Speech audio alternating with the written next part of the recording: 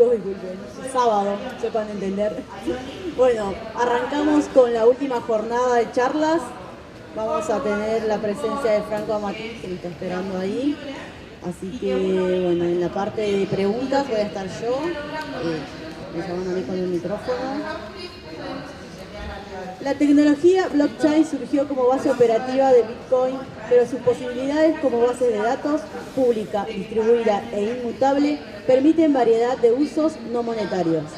Notariado y firma digital, transparencia gubernamental, propiedad intelectual y contratos inteligentes son algunos de los ejemplos que hoy empiezan a ser realidad en el mercado. Coorganizador de la Latin American Bitcoin y Blockchain Conference, celebrado en la ciudad de Buenos Aires 2013, Río de Janeiro 2014, Ciudad de México 2015. Cofundador de la ONG Bitcoin Argentina, Espacio Bitcoin y Signatura, plataforma de firma y notariado digital utilizando la tecnología blockchain. Damos la bienvenida a Franco Amatí del Campus Party, por favor, un fuerte aplauso.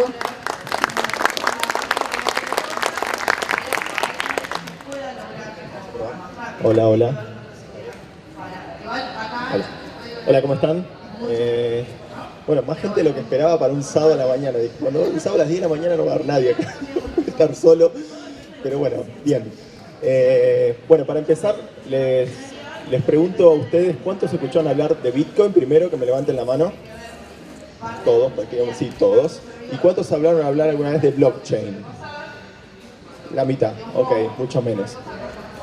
Antes de empezar a hablar sobre el blockchain, voy a contarles cómo surgió un poco el tema de Bitcoin. En el año 2009, una persona publicó un paper académico en una lista de criptografía dando la idea de un dinero digital. Ese dinero digital lo llamó Bitcoin y era simplemente un PDF en un grupo de criptógrafos, ¿sí? Eso unos meses después pasó a ser código, alguien desarrollaron esa idea, esta persona la desarrolló y pasamos a tener un dinero digital llamado Bitcoin. Por la tarde va a haber una charla específica sobre Bitcoin y ahí van a profundizar sobre dinero digital y todo ese tipo de cosas. Pero bueno, años después, a medida que Bitcoin fue pasando, alguien se dio cuenta que lo que usaba Bitcoin, la tecnología de Bitcoin, podía tener otros usos. Y esto es por lo siguiente. Cuando nosotros enviamos Bitcoins de una persona a otra, nosotros pensemos que cuando tenemos los CBU en las cuentas bancarias, los que tienen cuenta bancaria, transferimos de una persona a otra y hay una base de datos de un banco que dice que yo transferí 200 pesos a tal otra persona. En algún lado está registrado eso, ¿sí? Hay alguna computadora, algún servidor. Bitcoin necesita algo parecido. Cuando yo mando 2 Bitcoins a una persona, se me tiene que debitar a mí 2 Bitcoins y se le tienen que acreditar 2 Bitcoins a otra persona. Pero ¿cómo logramos eso en una plataforma que tiene que ser descentralizada? Que no tiene que haber un server específico que una persona pueda controlar, pueda borrar o pueda modificar. Para eso Bitcoin inventó algo que se llama el blockchain, que es una base de datos pública, que está distribuida en 10.000 nodos a través del mundo, y cada vez que uno de nosotros envía un Bitcoin a otra persona, en esa base de datos global, que está en 10.000 nodos, a mí se me debitan 2, se agrega un registro que dice que a mí se me debitan 2 y a la persona que le envió se le acreditan 2. ¿Sí? Si alguna persona intenta modificar esa base de datos, y esta es la gran novedad de la tecnología, el resto de los nodos, como son más de 10.000, cuando se conecta esa base de datos al resto de la red, va a decir, no, tu base de datos es distinta, no coincide con la base de datos de la mayoría de nuestros nodos, con la cual si te rechazamos de nuestra red, tus datos son falsos, ¿sí? ¿Qué permitió esto? Esto logró que por primera vez tengamos una base de datos que cuando grabamos en ella, nadie lo va a poder borrar y nadie lo va a poder modificar. Porque si esto Bitcoin lo hizo para defenderse a sí mismo, porque si nosotros nos mandamos Bitcoins y después alguien puede andar tocando esa base de datos porque es pública y es modificable, inventamos Bitcoin de una mano, nos inventamos que tenemos un saldo millonario y demás. Bitcoin lo hizo para poder funcionar ella misma. Pero otra gente después, un año y medio después de Bitcoin, se empezó a usar esta base de datos para otras cosas. Decimos, ¿y si nos mandamos un Bitcoin nosotros, pero como hay un pedacito de texto que podemos mandar en cada transferencia, le agregamos un pedazo de texto para que me sirva, para que quede para la historia esa leyenda que puse yo en tal momento? Y hay gente que informalmente empezó a mandarse Bitcoins, se mandaba 0,0001 Bitcoin, total no importaba el monto que enviaba, sino lo que importaba era dejarle una leyenda en la transferencia de Bitcoin. ¿Sí? Así como yo te mando un Bitcoin y digo, te pagué el café de ayer. ¿Sí? Bueno, entonces hay gente que empezó a hacer eso. Un argentino, Manuel Arauz, hizo una plataforma Proof of Existence, una herramienta más que nada, que vos podías poner, por ejemplo, un documento, y el documento ese se grababa en la blockchain, una prueba de ese documento. Técnicamente es un hash, lo vamos a ver, pero queda una prueba. De esa manera vos podías garantizar que ese texto, en ese momento, ya lo conocías. ¿Sí? En el futuro alguien no podía venir con el mismo texto y decirte esto yo lo hice porque vos ya tenés prueba que en la base de datos de Bitcoin eso existía en tal momento. Bueno, y ahora sí vamos a empezar con tanto tiempo a hablar de esto. Se me apagó la máquina.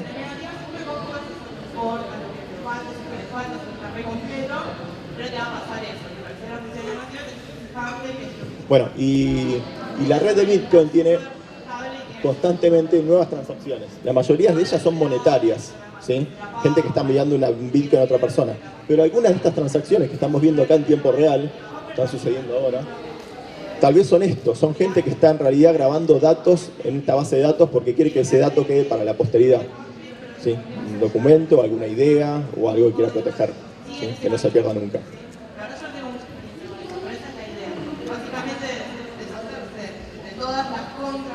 En este momento tenemos unos 5.200 nodos, hay pocos hoy, de la red. Esto lo podemos ver cualquiera de nosotros. Cuando alguien graba algo en la base de datos de Bitcoin, hay unos visualizadores, que son un nodo de Bitcoin, que te permiten ver por web el contenido de esa base de datos.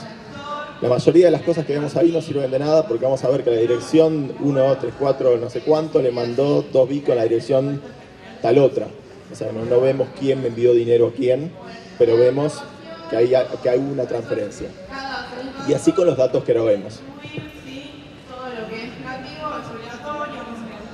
Bueno, y ahora que más o menos dimos una intro de lo que es la blockchain, que es la tecnología que usa Bitcoin, pasamos a tratar de definirla un poquito mejor. Es una base de datos que es distribuida, que tiene registros que se van agregando, se van haciendo una pending constante de registros, y que no puede ser modificado ni siquiera por la gente que está almacenando esa base de datos. Yo en esta computadora tengo parte de esa base de datos, la tengo completa, y si yo la modifico, el resto de la red me va a decir que no. ¿Sí? O sea que ni nosotros mismos podemos modificar la base de datos. Y las características que tiene, entonces, es que es pública, cualquiera puede accederla, que está distribuida, hay miles y miles de copias, y que está sincronizada, ¿sí? Cuando yo mando un nuevo registro para esta base de datos a la red, todos los nodos de la red, un segundo más, un segundo menos, la van agregando, ¿sí? Hay más detalles técnicos en el medio, pero los vamos a obviar, pero más o menos es así, ¿sí? En realidad se agregan cada 10 minutos estos registros. Bueno, ¿y qué nos puede servir esta base de datos? ¿Qué cosas garantizamos al grabar algo en esta base de datos global y pública? Podemos garantizar 3 cosas. La autoría. Bitcoin usa un sistema de firma digital. Cuando nosotros mandamos un Bitcoin a otra persona, en realidad firmamos digitalmente que mandamos un Bitcoin a tal otra persona. Con lo cual, si grabamos un documento o un pedacito de texto en esa base de datos, podemos garantizar que lo grabamos nosotros y solo nosotros. Nadie puede decir que fue otro. Estamos garantizando, además de la autoría de algo, la integridad de ese algo, porque como imaginemos que grabamos un documento, si el documento ese le cambiamos una coma, queda en la base de datos que es distinto, ¿sí? O sea que la integridad de un documento o de un texto también la estamos garantizando al grabarlo en esa base de datos. Y por último, estamos haciendo un sello de tiempo, estamos garantizando el tiempo, el cuándo de ese registro. Todos los registros en la base de datos de Bitcoin tienen cuándo sucedieron, ¿sí? O sea que si nosotros hagamos algo hoy, va a quedar registrado que lo hicimos hoy. Con estas 3 combinaciones, que parece algo tal vez no tan importante, podemos lograr un montón de casos de uso que no se podían hacer antes en una base de datos tradicional. Porque no teníamos garantía. Siempre hay un Database Administrator, siempre hay un sysadmin que tiene control de esa base de datos y uno está confiando en esa gente. Vamos a pasar a analizar ahora, esto lo voy a hacer rapidito, pero en qué consiste cada una de estas 3, cómo funciona. Acá iré un poco técnico. Bueno, para autoría, firma de Bitcoin usa una tecnología que se llama de curva elíptica, que es una firma digital, que es bastante moderna con respecto a lo que se suele usar en el mercado, que es RCA y demás, y utiliza esa porque ocupa muy poquito la firma digital. Y dentro de poco va a cambiar a otra tecnología que se llama Schnorr. Son firmas digitales y telecriptografía muy novedosa. O sea, siempre está usando Bitcoin lo más nuevo que existe, con respecto al mercado tradicional que utiliza tecnologías que ya tienen algunas 20 años y demás. Podemos hacer múltiples firmas. Cuando firmamos un documento no solo lo puedo firmar yo, sino que lo pueden firmar muchas personas, ¿sí? Esto Bitcoin lo maneja de una manera que cuando nosotros tenemos en Bitcoin podemos tener fondos compartidos. Entonces yo tengo un Bitcoin y lo tengo compartido con mi hermano, y para gastarlo en mi celular yo pongo gastarlo y ahí le va a aparecer una notificación: Franco está queriendo gastar el Bitcoin que tienen compartido. ¿Acepta? Él pone que sí y ese Bitcoin se gasta. Esto podría usarse para documentos. Si es un contrato lo que estamos grabando en la base de datos de Bitcoin, podemos decir yo lo firmo y él también lo firma. O sea que podemos tener firmas de múltiples personas o organizaciones. Incluso podemos condicionar las firmas. Podemos hacer un contrato que para firmarse tenga que estar entre tal fecha y tal fecha. Si nosotros lo queremos firmar fuera de un deadline, no me va a dejar la tecnología mismo firmarlo. Y podemos poner condiciones o eventos externos incluso, no en Bitcoin, pero en otras tecnologías parecidas. O que para un contrato que quede grabado en la blockchain tenga que tener tanto porcentaje de usuarios firmados. O sea, podemos programar la firma digital. Bueno, la integridad es sencillo, bueno, es irreversible, es imborrable, y eso nos evita un escribano público en ciertos casos de uso, nos evita un database administrator que puede meter mano y borrar un registro o puede modificar algo, o un sysadmin que podría tener acceso.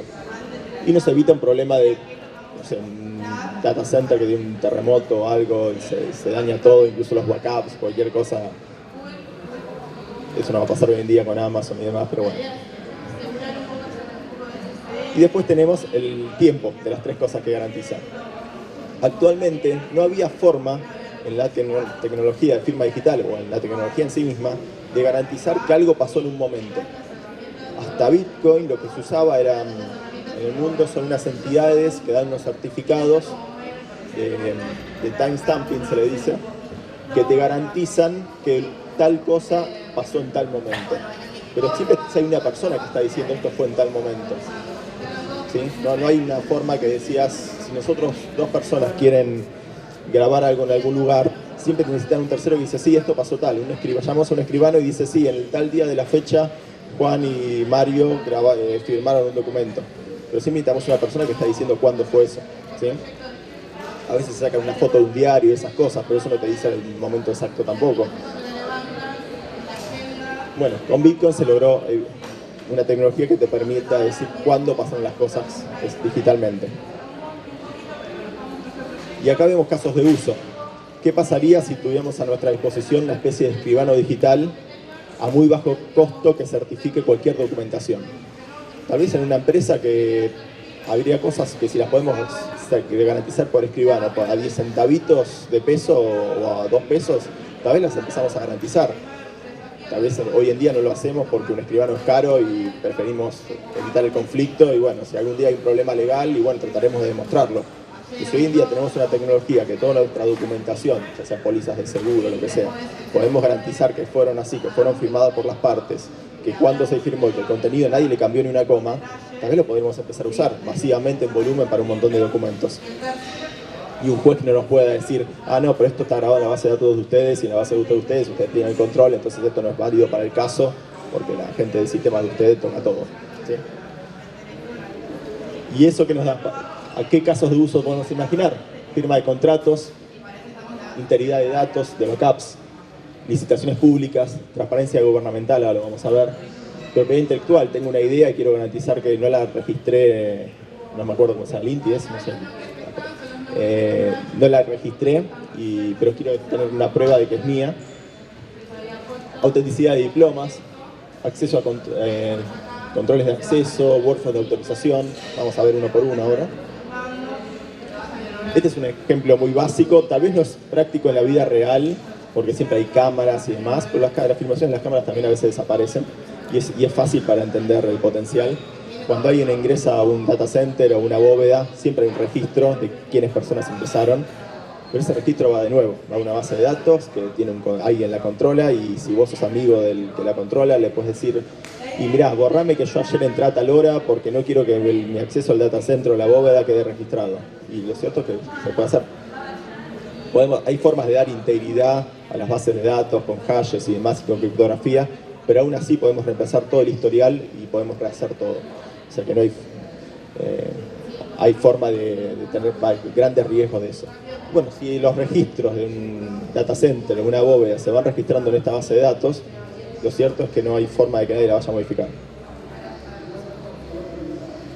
Bueno, propiedad intelectual es muy sencillo, un documento cualquiera. Integridad de datos, vamos a los backups y cuando los queremos volver alguien los borra todo y después modifica los backups, y cuando volvimos al backup estamos trayendo información que no es la real que nosotros teníamos. Workflows administrativos, o sea, autorizaciones en un banco de un préstamo grande. Diplomas universitarios, esta está buena y esta también es fácil de explicar. Siempre que tenemos un título académico hay una base de datos también que registra que cuándo fue y que está en la universidad lo tiene. Lo cierto es que eso también es modificable. Si yo le pido a la gente de la universidad que me agregue como en la base de datos de ellos como graduado en tal año, técnicamente se puede, tal vez no voy a tener el título firmadito, no sé qué, pero cuando un empleador llama a la base de datos para ver si me recibió o no, si en la base de datos figuro, los tipos les van a decir que sí, está recibido en tal año. Si nosotros todos los diplomas académicos, y esto lo está haciendo ya un instituto terciario en San Isidro, por ejemplo, CECIT, se graban en la blockchain, lo cierto es que no hay forma de que alguien pueda agregar a gente como que se recibió en el pasado. Esto se podría haber usado con el debate de Cristina Kirchner, se había recibido o no. Lo cierto es que si hubiésemos tenido blockchains en esa época y lo hubiesen registrado todos los diplomas de la Universidad de La Plata en la blockchain, no había discusión. Todos nos fijamos ahí, ok, el DNI tal se recibió en tal momento y no hay nadie que lo pudo haber modificado o agregado después ese dato. ¿Sí? Incluso también a la universidad además le ahorra porque el empleador puede verificar él mismo si está recibido o no. No es necesario comunicarse con la universidad para preguntarles, ¿tal persona se recibió? ¿Sí? Transparencia gubernamental, hay montones de casos, no sé, desde las declaraciones juradas de funcionarios que no las puedan ir cambiando y demás. Se pueden utilizar cualquier registro público que queramos que el Estado, cuando lo informa después, un tiempo después, no lo ande modificando diciendo que en realidad gastó más de lo que había gastado. Títulos de propiedad. Esto, en algunos países de Centroamérica, algunas veces hubo problemas que cuando nosotros tenemos un inmueble, siempre eso queda en un registro en el Estado. Y en ciertos países de Centroamérica han tenido problemas que gente que era titular de un inmueble, en el registro que está en el Estado, un buen día apareció alguien, lo modificó y figura otra persona como dueño. Y la persona, lo cierto es que no puedes demostrar mucho. Tenés un contrato impreso que está firmado hace tal año porque viene de mi abuelo, de no sé qué, pero en el Estado dice que esa propiedad, que ese lote, es de tal persona. ¿Sí? Este tipo de usos con la tecnología blockchain también es muy fácil de aplicar y queda registrado de una manera que si figura tal persona como dueño, nadie pudo haberlo modificado, que ese lote era de otra persona. ¿Sí? Con lo cual ahí también tenés potencial. Hay montones de estos casos de uso. Bueno, esto es cuando transferimos acciones, a veces siempre hay un intermediario que hace el settlement de la acción. ¿Sí? Lo está usando esto Nasdaq también. De esta manera podríamos transferirnos nosotros cuotas partes de un fideicomiso o de acciones de una empresa sin que haya alguien que está notariando que realmente yo mandé la acción a tal persona. Usando tecnología blockchain, yo mando la acción a otra persona que me la compra y queda registrado ahí, los dos partes la aceptamos. No necesitamos que un tercero venga a decir, ok, sí, en mi registro ahora la acción tal figura para tal otra persona. ¿Sí? Otro ejemplo más, y ya voy terminando con los ejemplos y vamos a tratar de hacer preguntas y respuestas si alguno tiene alguna duda. Y yo lo estoy haciendo muy por arriba todo, pero lo cierto es que la tecnología tiene varias variantes, porque en realidad el documento podemos hacerlo público, pero tal vez no queremos hacerlo público, pero queremos hacerlo público cuando hay un conflicto legal a veces. Bueno, hay varias cosas que son variantes del tema, pero todas son aplicables y todas se pueden hacer. Este es otro ejemplo que se está hablando ahora incluso en Argentina con algunos municipios, en la startup que yo participo, estamos hablando con varios municipios para aplicarlo, y es el de las licitaciones públicas. Hoy en día las licitaciones públicas normalmente se hacían por un sobre lacrado donde uno ponía su oferta, si uno era un proveedor del Estado, Y hoy en día se están haciendo plataformas de e-tendering. Son plataformas online, el gobierno de la ciudad tiene una, el gobierno nacional tiene otra, donde en esas plataformas uno sube un PDF con su oferta para el Estado y eso lo recibe el Estado y después de un deadline se comparan las ofertas.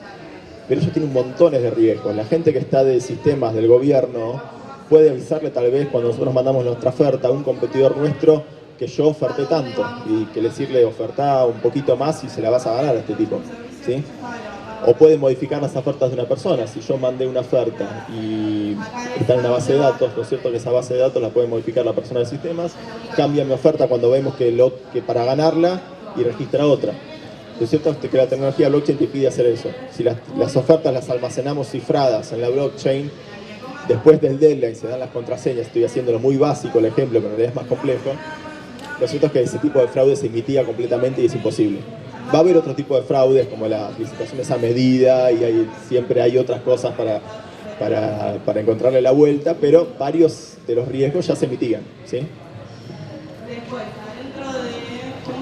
Y esto para bajar un poquito el humo, porque a veces se habla de tecnología blockchain y es como una palabrita mágica a veces, y el blockchain no soluciona todos los problemas del mundo. No, lo cierto es que la tecnología blockchain está buena, te permite algo que no nos permitía hacer antes la tecnología, pero tampoco se nos soluciona a todos. Bueno, en este ejemplo, no sé, de Dilbert, una persona dice que tenemos que usar blockchain y entonces Dilbert le pregunta ¿de qué color querés el blockchain? Y la persona esta responde un color. Obviamente los blockchain no tienen colores ni nada, pero bueno, a veces en el mundo empresario se empieza a hablar de las palabritas y el buzzword tal y está de moda decir tal palabrita y la aplicamos a todo para tratar de vender. Lo cierto es que hay casos en que sirve y casos que la verdad el blockchain es más costoso que una base de datos tradicional y no vamos a grabar cualquier cosa en esa base.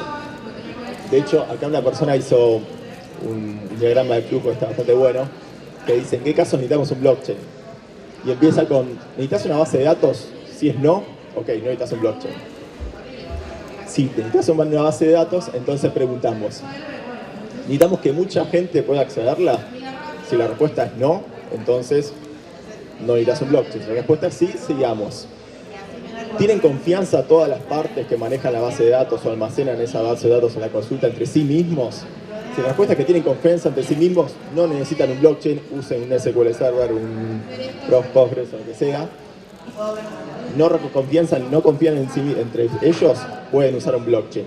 Hay otra preguntita más. ¿Tenemos alguien en común que confiemos todos nosotros?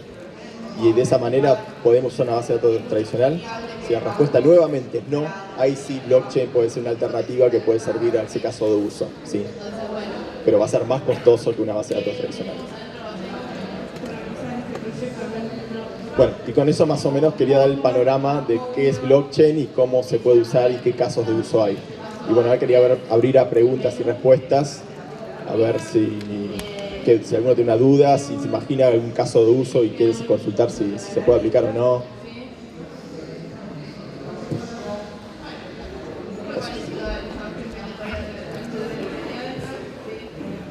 Gracias, muy buena la charla. Mi duda es sobre lo que dijiste de que en lugar de guardar un documento guardas un hash referencia al documento. ¿Eso tiene que ver con el tamaño de la base de datos, del documento que podés meter? Digamos, ¿cómo? La pregunta en definitiva sería ¿cuánto tamaño podés meter vos en esa transacción? Y eso, básicamente. Sí, no es lo que es. Bueno, yo en esta charla estaba hablando más que nada de blockchain de Bitcoin porque es el más conocido, el más popular, el que tiene más seguridad, pero existen muchos blockchains y los costos cambian en cada uno. Podríamos usar Ethereum y ahí podemos almacenamiento y cuanto más almacenamos, más caro nos sale. Pero bueno, volviendo a Bitcoin, tenés 80 bytes, que es nada. Pero bueno, en 80 bytes vos podrías, por transacción, tenés 80 bytes para usar, ¿sí? En esos 80 bytes podés meter el hash de un documento. Para los que no están en tema, un hash del documento es una huella digital de un documento. Es una función matemática que vos le pasás un montón de texto, no importa si es una carilla o un libro entero, y siempre va a dar como resultado varios caracteres de la misma longitud, ¿sí? Por ejemplo, 32. Cambiamos una coma del documento original y esos caracteres que da como resultado de la función matemática, SHA-256 hay varias, y Bitcoin usa varias incluso, nos va a cambiar completamente todo. O sea, cambiando solo una coma cambia completamente el resultado de esa función matemática. Entonces lo que se suele usar en esta tecnología no es grabar todo el documento en la blockchain de Bitcoin, sino lo que hacemos es grabar el resultado de esa función. Con lo cual, si nosotros tenemos el documento original, podemos demostrar que realmente es lo mismo, pero si no tenemos el documento original, el resto de la gente que ve la base de datos no ve nada, ve un montón de caracteres que no sabe qué son. De esa manera garantizamos la privacidad y demás. Pero bueno, en el caso de Bitcoin tenés 80 bytes, te está saliendo hoy en día 2 pesos esos 80 bytes grabarlos. O sea que por eso digo que es caro y solo hay que usarlo cuando realmente es necesario. No sé, contratos, pólizas de seguro, cosas así, que es una vez. Y tenés otras plataformas donde te sale un poco más económico, porque no tienen tanta seguridad como hoy en día tiene Bitcoin. Pero sí. Un segundito, voy a el firewall acá.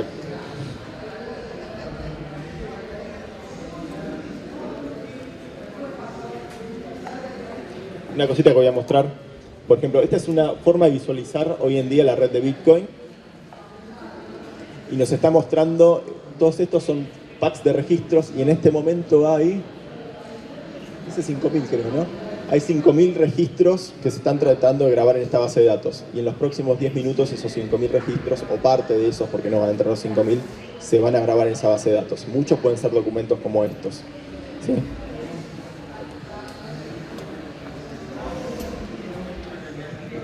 Yo te quería preguntar qué aplicabilidad tienen en Argentina, qué entidades lo pueden estar empezando a reconocer esto como válido. Por ejemplo, nosotros tenemos una aplicación que damos préstamos y bueno, obviamente el Banco Central, tanto como quienes compran carteras y demás, piden todavía documentos en papel. Nuestro proceso es totalmente electrónico y bueno, la verdad que se complementa bien con esto si pudiéramos dar fe de que esa persona completó esa solicitud en ese momento y etcétera, ¿no?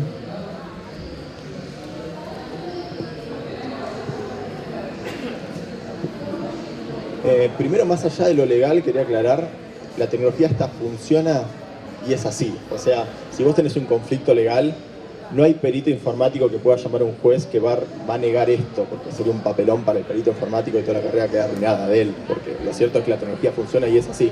Es como negar la criptografía, ¿sí? Más allá de eso, si vos lo querés usar como firma digital, en la Argentina vos tenés que, existe algo que son las entidades licenciatarias que garantizan tu identidad. Con lo cual primero deberías crearte un certificado con ellas y después con ese certificado grabar algo en la blockchain, ¿sí? Y a partir de ahí tendría el mismo validez que un contrato normal. Pero primero tendrás que registrarte, ok, voy a esta entidad, mi DNI es tal, dame un certificado que aplicado a este DNI y a partir de ahí sí todas las transacciones a futuro las hacemos usando la tecnología. Pero necesitaste una vez hacer el onboarding ese, ¿sí? Eso es por la ley argentina. Lo cierto es que en Europa y en Estados Unidos es mucho más laxa en cuanto a las entidades registrantes que tengan que requerir una licencia. Hoy en día en Argentina hay solo 5 y no están usándolo para esto, lo usan para recibos de haberes, no sé. No obstante, digo que nosotros, o sea, te voy a hablar de la startup, hemos tenido reuniones con montones de bancos y están viendo de aplicarlo. Tal vez no para el caso que estás diciendo, pero sí para otros tantos. Y se está viendo. ¿Alguna otra consulta? Vamos allá y después.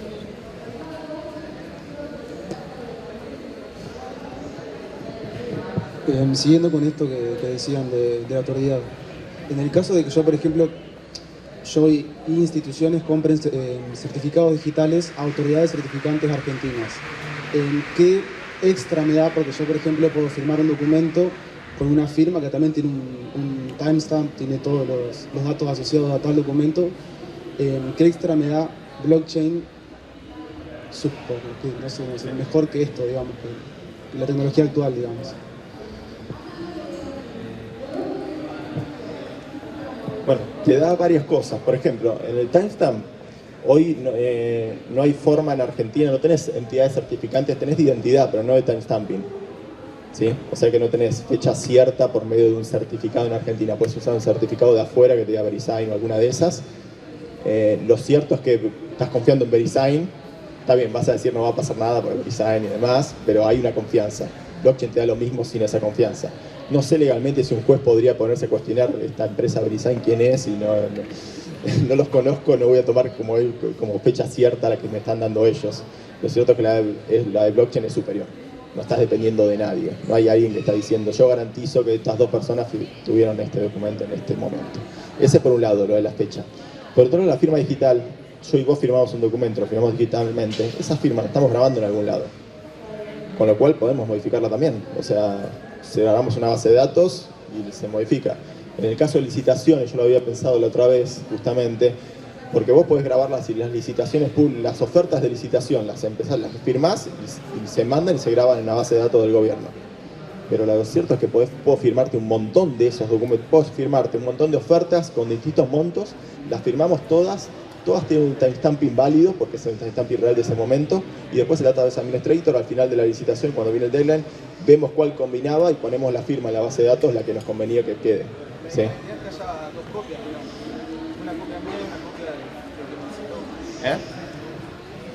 No, que la idea justamente de ese tipo de cosas es, se firma los 2 interesados, se dejan 2 copias, una te la dejas vos, una me la dejo yo. Entonces, si vos me decís que quedó guardado algo distinto, yo voy y te digo, esto lo firmaste vos, no hay forma de que no haya sido vos, digamos.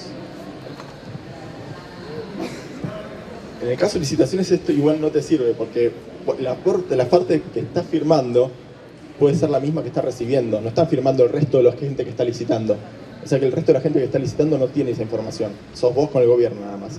Pero no obstante, en el caso que decís vos, tampoco, porque ahí tenés un conflicto, pero no te dice quién tiene razón. Te das cuenta que uno de los dos está mintiendo.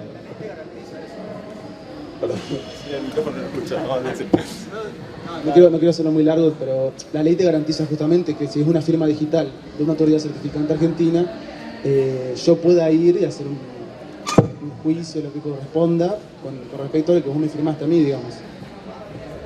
No evitas la corrupción en ese caso. Sí, no evitas la corrupción. Tenés la entidad certificante y legalmente tal vez lo ganes. Yo gobierno, yo soy licitador, te doy una coima y los dos firmamos, pero lo firmamos después de decir sí, mira, esto lo firmamos.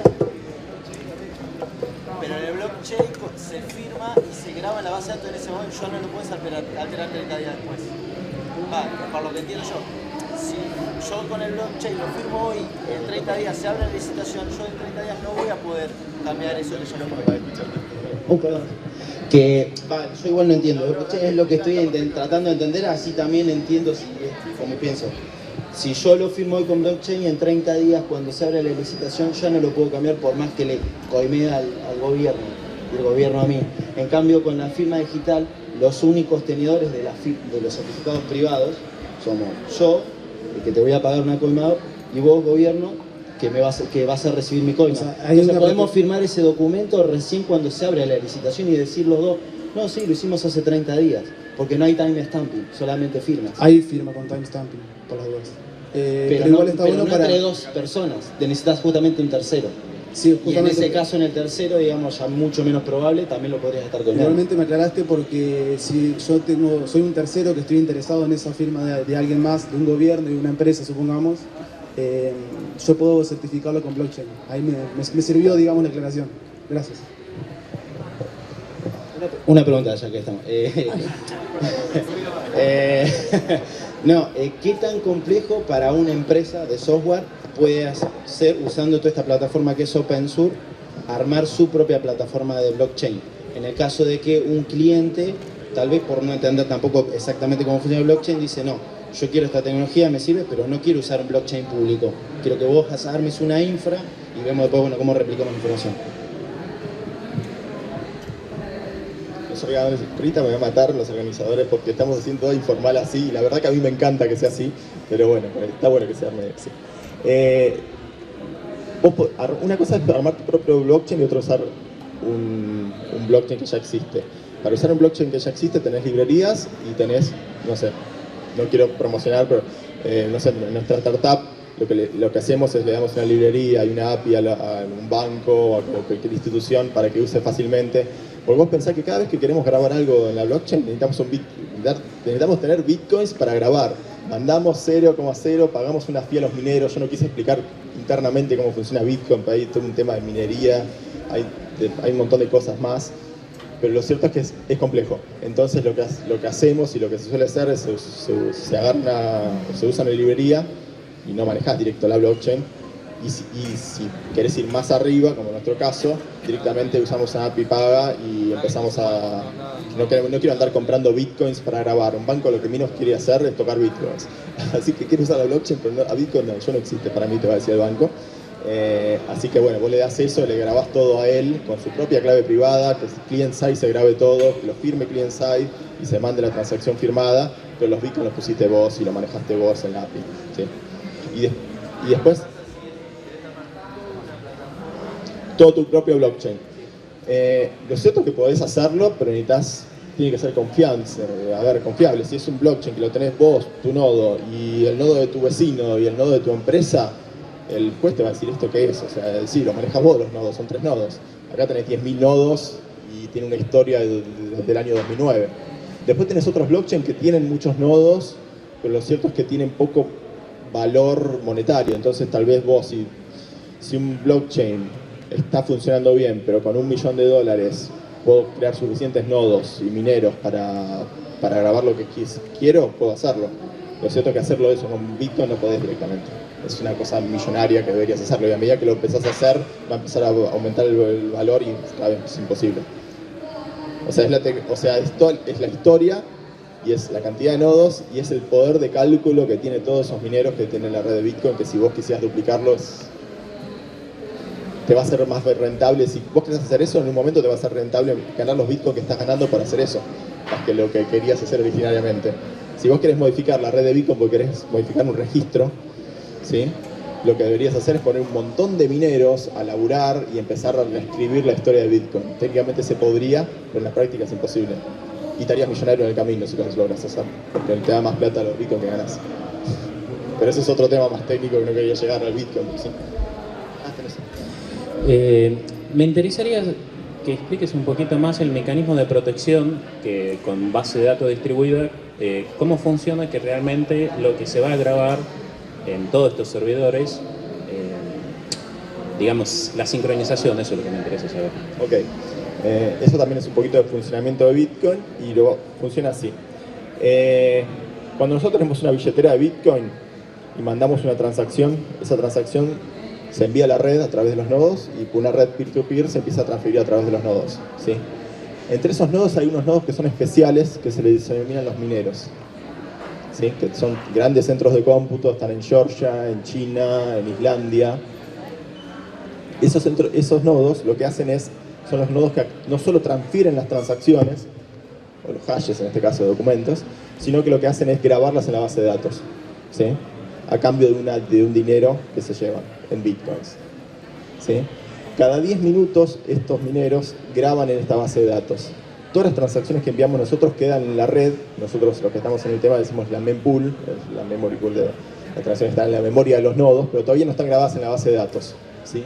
Ese dato que veíamos antes, que decía 5.000, eran transacciones que estaban en la red que todavía no habían sido grabadas en la base de datos. Y cada 10 minutos uno de estos mineros viene, agarra un pack, los que puede, y los graba. Y así cada 10 minutos se van grabando.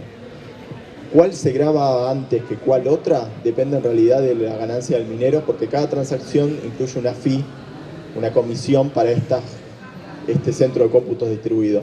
Entonces, los que manejan los centros de cómputos, que podría ser vos si pones la inversión también, no es algo que es solo gente elegida, sino cualquiera puede ser su propio minero, vas a elegir las transacciones que más plata te dan, la verdad. O sea que a medida que va aumentando el nivel de transacciones, van terminando saliendo más caras las transacciones. Por lo que venís diciendo, parece que la única blockchain que tiene sentido es la de Bitcoin. Es decir, si el Estado, por ejemplo, quiere resolver algún caso de uso con la blockchain, tendría que usar Bitcoin en vez de implementar una propia. ¿De una base de datos? ¿De una blockchain decís? Claro, parece que la única es que una blockchain sirve propia no tiene mucho sentido de hacer. O sea, es como una base de datos. Si vos te creas tu propia blockchain, yo puedo agarrar una base de datos normal y empezar a grabar hashes dentro de una base de datos y transacciones en una base de datos. Ni siquiera una base de datos, puedo agarrar un Excel. ¿Cuál es la ventaja si la podemos modificar nosotros? Si el gobierno mismo la puede modificar, ¿cuál es la ventaja? Si el gobierno pone, no sé, 1.000, 10.000, tiene muchas oficinas en todo el país el gobierno. ¿Cómo? ¿Te repetimos? El gobierno puede poner 10.000 nodos en cada oficinita, no sé, del registro nacional de las personas. Pone nodos y hace su propia blockchain que no depende de Bitcoin. Y el incentivo económico no lo tiene, porque el incentivo es solamente cumplir el servicio, el caso de uso. Ok, pero tenés 10.000 nodos que lo sigue manejando las mismas personas. Lo importante acá Esta es la son... pregunta. Tecnológicamente, como la persona que tiene blockchain tiene todos los nodos, ¿podría ir a cada nodo y alterar una transacción, un timestamp, un hash? ¿Podría hacerlo o no? Repetime la última. Si vos tenés todos tus nodos, Sí. tenés 10.000 nodos y decís, bueno, quiero alterar algo. Eso que pasó la semana pasada lo voy a cambiar porque quiero Sí. resolver un conflicto en mi favor. Como tenés todos los nodos, técnicamente podrías hacerlo, pero se me ocurre, y esta lo pregunto, que tecnológicamente no se puede hacer, porque uno puede ir a todas las bases de datos y conocer el hash de todas y hacer todo este movimiento en un tiempo finito. La pregunta tecnológica es, si vos tenés los 10.000 nodos, tenés las 10.000 bases de datos físicamente, los servidores están a tu servicio. ¿Vos podés ir y cambiar un registro en el pasado? ¿O es imposible? Sí. Podrías. Podrías, exacto. Está bien, esa es la pregunta. Entonces, el Bitcoin no se puede porque eso se llama en la red de Bitcoin, se llama el ataque del 51%. Es cuando vos tenés el control del 51% de los mineros de la red de Bitcoin.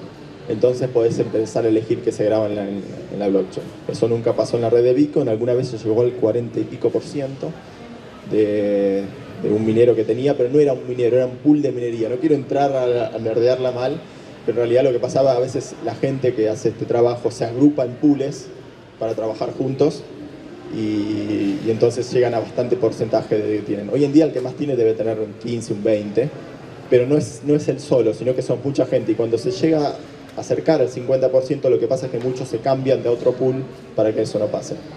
está bien, entraría en riesgo. ¿Cómo? Sí.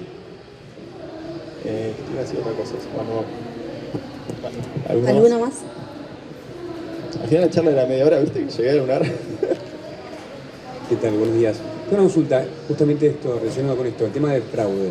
Yo recuerdo, sin mucho conocimiento, escuché algo de, en su momento, lo de Mr. Rocks, algo así, pero ¿fue algo puramente con la tecnología o algún...? No, en el tema Bitcoin vas a ver robos por todos lados constantemente. O sea, hay gente que le roban los Bitcoins. Si yo tengo tu contraseña, te robo los Bitcoins, te agarro el celu y los mando a otro lado, mi celu, y ya no hay nadie que lo recupere. Eso hay constantemente y vamos a seguir pidiendo que pase. No tiene nada que ver con esto. O sea, la tecnología no es el problema, sino que a alguien le robaron las claves privadas, con lo cual con eso robaron los fondos. Y eso también es de Bitcoin y no tanto del uso como base de datos, ¿no? Pero sí. Muchas gracias. No. ¿Alguno más? ¿Preguntas?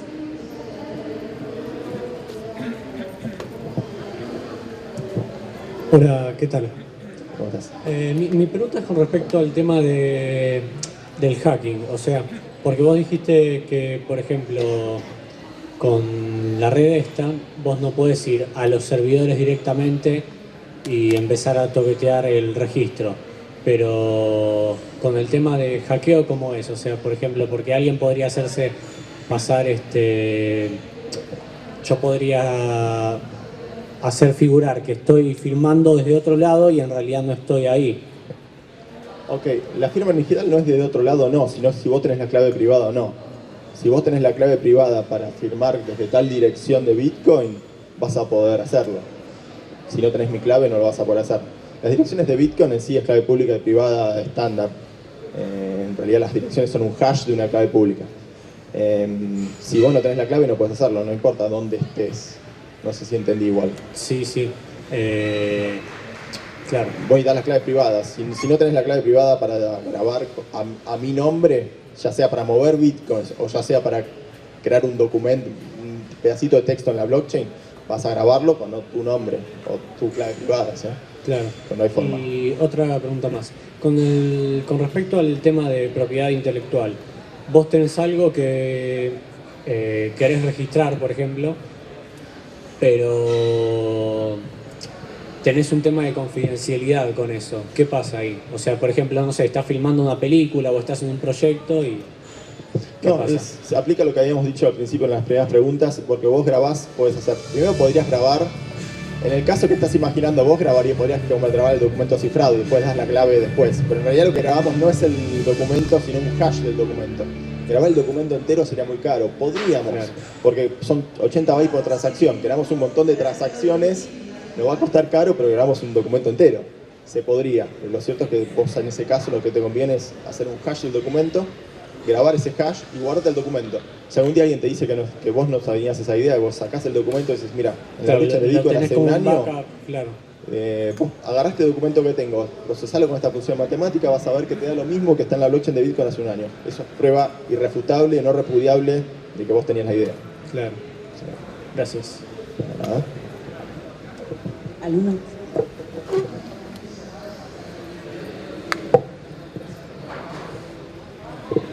Mi pregunta va sobre, más abajo, sobre los algoritmos criptográficos. ¿Cómo se gestiona? Si hay alguna manera, o si calculo que sí, por eso lo pregunto, de gestionar las colisiones, digamos. ¿Las? Colisiones criptográficas, digamos, que existen, digamos. No, en Yato Bitcoin usa ya 256, todavía no está roto, ya uno sí está roto. Ethereum, que es otro blockchain, que es más avanzado que Bitcoin, usa otras cosas, usa ya 3. Pero no tenés ya 3 y ya 2, no existen colisiones conocidas, exacto. Si llegan a pasar, Bitcoin lo cierto es que es actualizable. Podríamos pasar a utilizar otro algoritmo ya, así como en las Advent 3 hemos visto, la criptografía de curva elíptica, con las computadoras cuánticas la van a destrozar. No va a funcionar más. Pero bueno, tenemos otros. Un estado del arte, digamos, siempre es. Podemos ir actualizándola y a partir de ahora la blockchain fue de hasta tal fecha fue con firma tal y de tal fecha a tal fecha empezamos a usar alguna que sea resistente a cuántica como Lamport o alguna de esas. Que hoy en día no se usan porque lo cierto es que ocupan más. Entonces, ¿para qué hacer algo que ocupe más si todavía no están? Pero va a pasar. Bueno, ¿alguno más? Bueno, justo. Bueno, justo. Terminamos justo. Bueno, ahora un fuerte aplauso por favor para Franco.